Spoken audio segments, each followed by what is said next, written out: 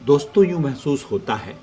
کہ عید کا دن صرف خوشی کا دن نہیں ہے، بلکہ ایک مکمل دینی پیغام ہے۔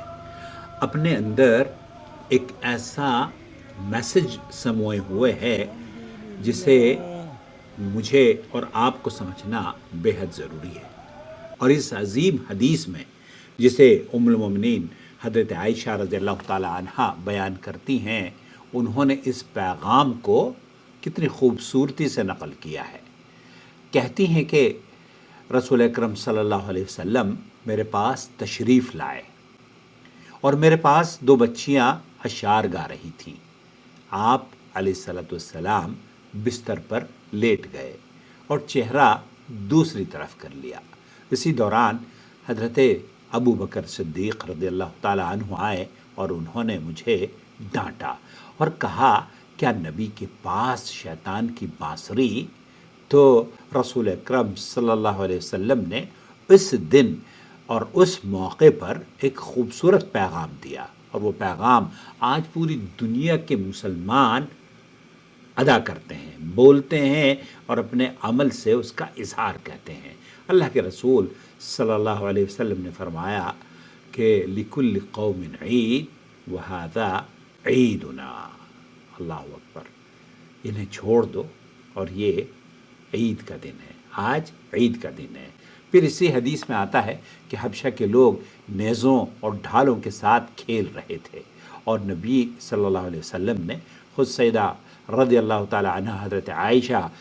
کو اپنے پیچھے کھڑا کر کے وہ منظر دکھایا، یہاں تک کہ جب وہ خود تھک گئیں تو آپ نے فرمایا، اب کافی ہے۔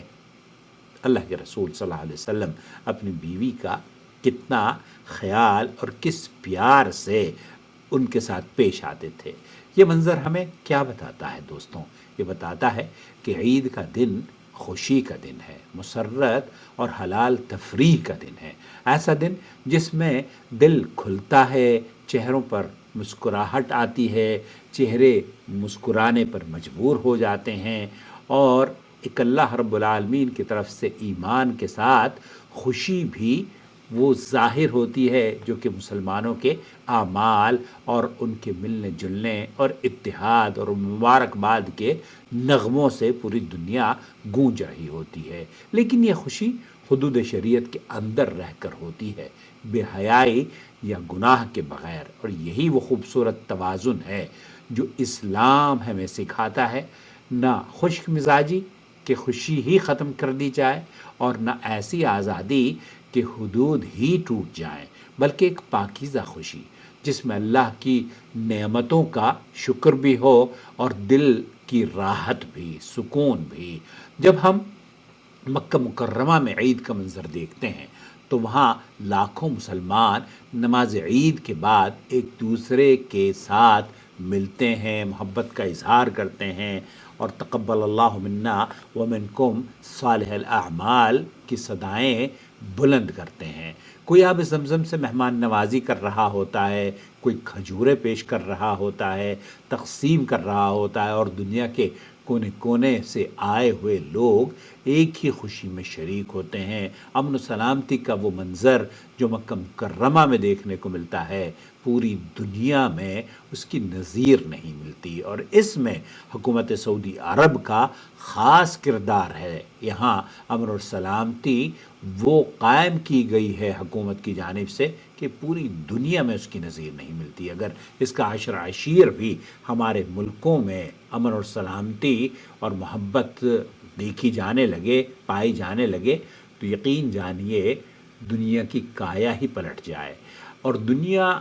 بھر میں بھی یہی منظر دیکھا جاتا ہے، کہیں بچے نئے کپڑے پہن کر خوشی سے اچھل رہے ہوتے ہیں، کہیں خاندان اکٹھے ہو کر کھانا کھا رہے ہوتے ہیں، ناشتوں کی تیاریاں ہوتی ہیں، اور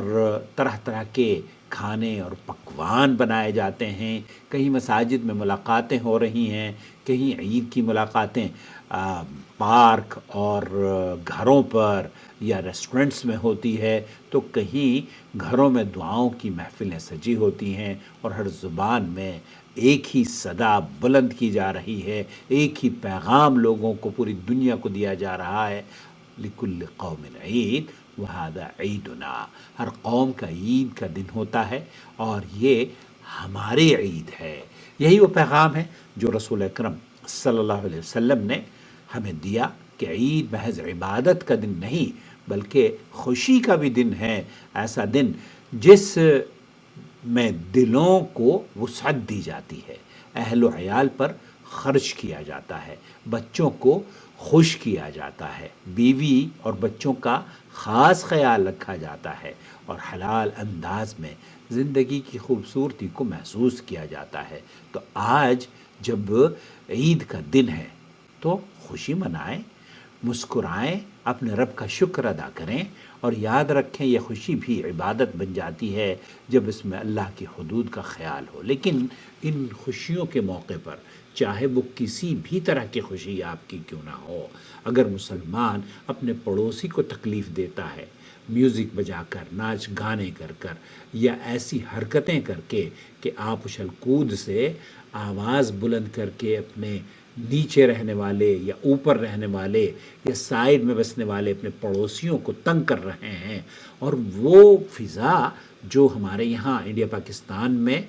گلیوں کی دیکھی جاتی ہے ان دنوں میں، خاص طور پر آپ عید کی خوشی ہے، عید کی خوشی ہے، اچھے کپڑے پہنے ہوئے ہیں لیکن اچھے کپڑے پہن کر پان تھوکیں گے تو سڑک پر،